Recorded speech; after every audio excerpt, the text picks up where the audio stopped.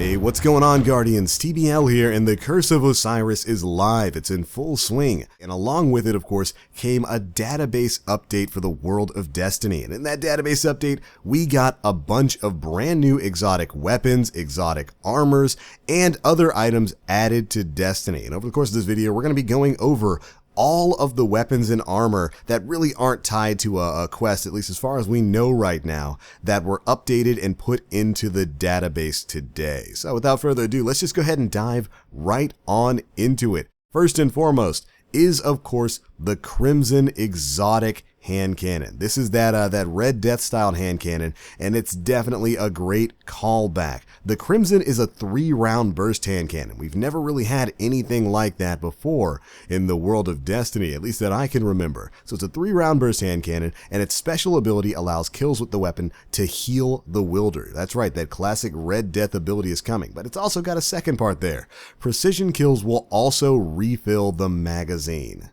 Now, that right there is an incredible perk combination. It's already got its quirks with the 3-round burst firing, but being able to have that Red Death ability, again, kills, restoring your health and hopefully your shield as well, and then being able to get your ammo back on precision kills, thank you. This is a Destiny 1 level exotic. That's the kind of thing, that's the kind of power and special abilities I was looking forward to with some of these new weapons in Destiny 2. After that, we've got another heavy hitter in the Prometheus Lens. This is going to be the second trace rifle introduced to the World of Destiny.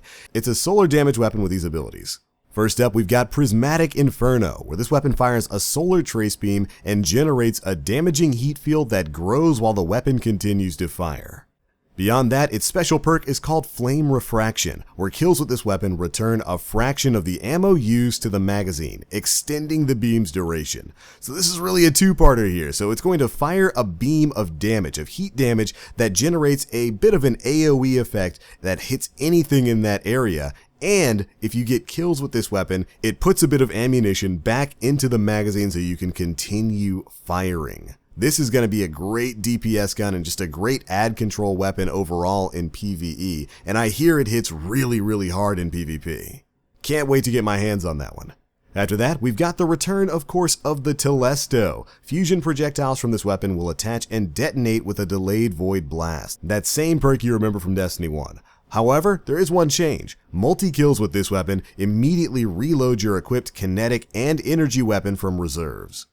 So rather than multi-kills granting you orbs of light like the gun did in Destiny 1, instead it's going to reload your kinetic and energy weapon from their reserves. After that, of course, we've got the Colony, the all-new exotic grenade launcher. This thing's intrinsic perk is called Insectoid Robot Grenades, where this weapon's grenades are insectoid robots that chase targets and explode close to them. Its special perk is called Serve the Colony, where the insectoid robot grenades quickly repopulate the magazine from reserves while the colony is unequipped.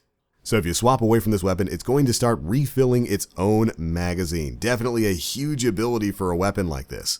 After that, we've got the return of the Jade Rabbit, everybody's favorite high-impact scout rifle from Destiny 1.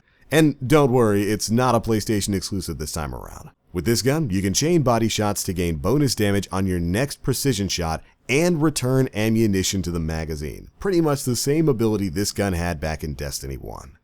Alright, let's move on to some of the exotic armors. First up for helmets. First up, we've got Khepri's Horn. This is that new Titan helmet. Its ability allows solar damage kills to recharge your barricade, which unleashes a blast of solar energy when initially summoned. Then, we've got the returning Helm of Saint 14. With this, your Ward of Dawn will blind enemies that enter it. Guarding with the Sentinel Shield temporarily blinds nearby enemies, granting the same ability it had back in Destiny 1, as well as a little bit of an extra benefit if you happen to use the Sentinel Shield and just go block with it.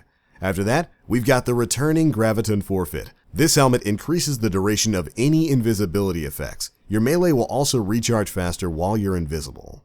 Not too surprising to see this helmet saw a change, but it's definitely an interesting ability to give to it. Of course, in Destiny 2, all hunters can use a pseudo version of Shade Step.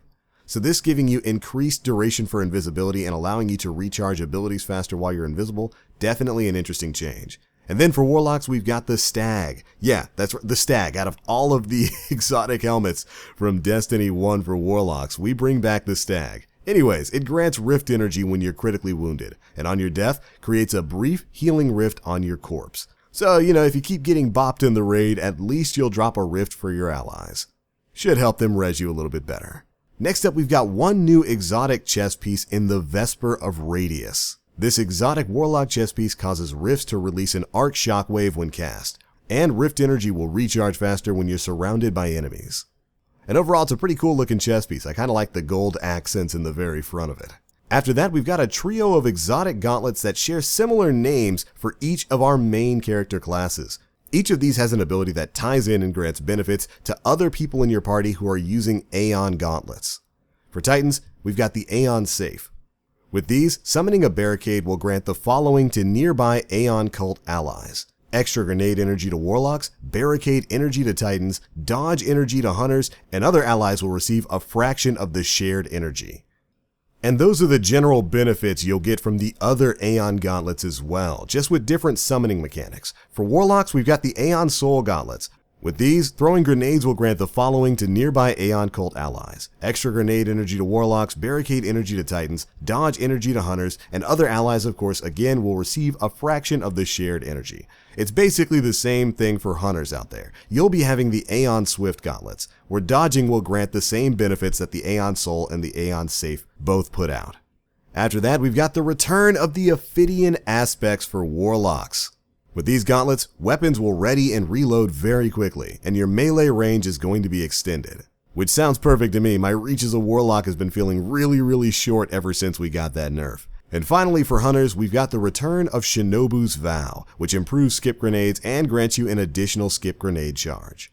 Alright, moving on to exotic boots, we've got the new Hunter boots, the Gemini Jester. With these, dodging disorients nearby enemies and temporarily removes their radars. That should be pretty interesting to use in PvP. And then, we've got the return of the MK44 stand-asides for you Titans. These will grant an overshield when sprinting at full health with Seismic Strike, Hammer Strike, or Shield Bash equipped. Hits with these abilities will also recharge a portion of your melee energy. So the stand-asides are back in a pretty big way with a pretty different ability to the one that we're used to, but definitely a good change.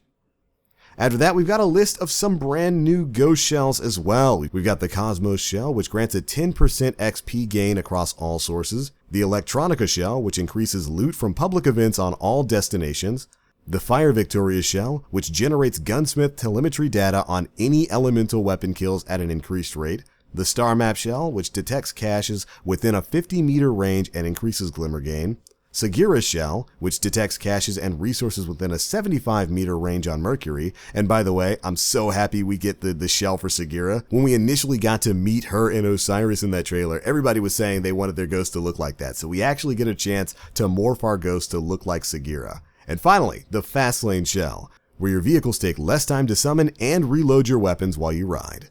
But alright Guardians, there we go. That is it for our list of database updated items. There's some pretty good stuff in there. What exotics are you looking to get your hands on? Personally, I want the Crimson. I think that thing sounds so cool. Just being able to have that Red Death ability in a 3-round burst hand cannon, never would have guessed that was going to be the way this thing worked out. And of course, the Prometheus Lens. I've been hearing some scary things about it, so I kind of want to do some testing of it on my own. But be sure to let us know what you Guardians think down in the comment section below. Are you enjoying Curse of Osiris? What do you think of the DLC? Be sure to let us know. But alright, it's going to be it for this one, guys. Thanks so much for watching. If you enjoyed, feel free to drop a like and make sure you subscribe to stay up to date with all of the latest Curse of Osiris news and information.